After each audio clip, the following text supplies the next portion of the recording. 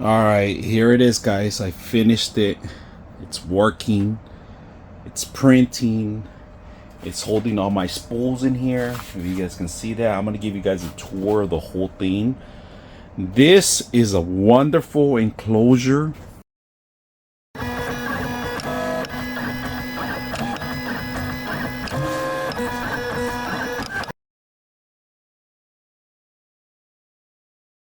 All right, welcome to my one of my print shops here. So I got this base unit.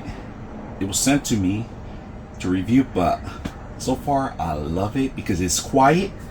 If I open it up, you could hear the printer running, right? It has magnets to keep it. Now it's gonna retain all the smell of the PLA burning and cooking and all that.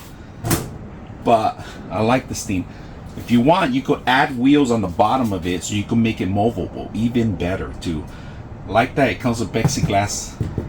Every single unit, plexiglass. The best part about it, the top filament is the ones that feed the bottom of the printer. So you got up to 8 filaments on the top, right? That you can send to the bottom. One runs out, there's 2 holes in here that you could send it out. Very simple. It has its own power in the back that you could connect to multiple devices. You have a type C, type A, and 2 regular connections. All right, so you have up to 60 spools that you could set up in the bottom.